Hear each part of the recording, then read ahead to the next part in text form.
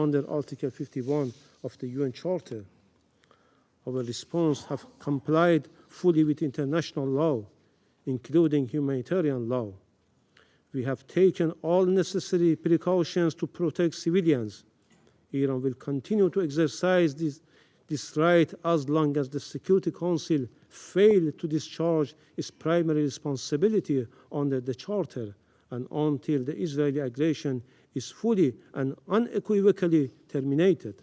How dare you ask the international community to protect you from the consequences of your own genocidal agenda?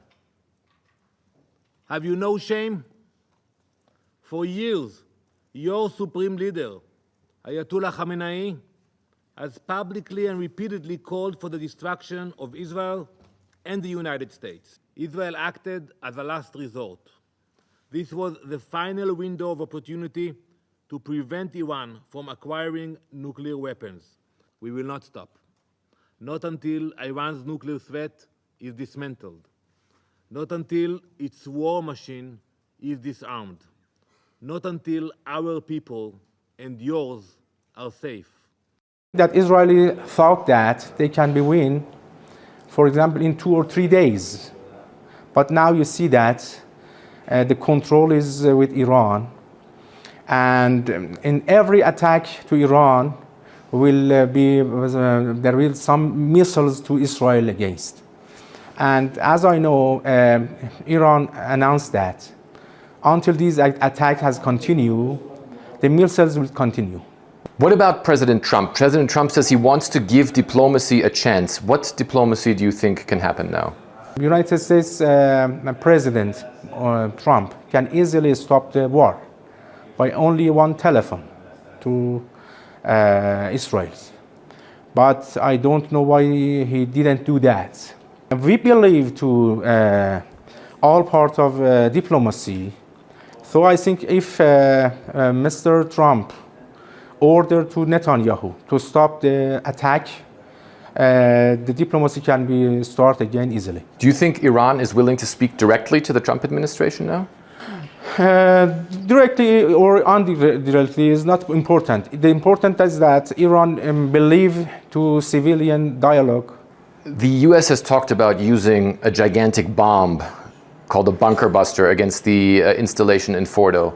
What would happen if America bombed Iranian nuclear sites? If America involved to the war, Iran predicted all choices, and we are not hand-backed, and there are so many options. And as I know, all these options are on the tables. So you think that American military bases, for instance, would be under threat, that Iran would use its militias in the region? There are so many options. Not only this, it is only one option. There are so many options, and all options has been planned very carefully. Do you think that Iran would be willing to give up enrichment and, for instance, join a consortium or something? No. Iran announced that so many times. The enrichment, we will do the enrichment, and we don't accept the stoppment of enrichment.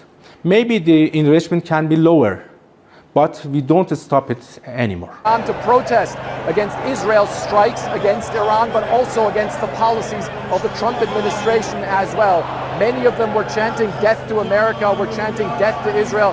We saw them burn American flags and burn Israeli flags. You punched the United States and Israel in the mouth, he says. Trump, you are threatening my leader, this woman says. Don't you know my nation believes death is sweeter than honey? What do you have, Israel? He says. You have nothing. You are occupiers, unreligious. You're killing people, killing women. You kill everyone. You're terrorists.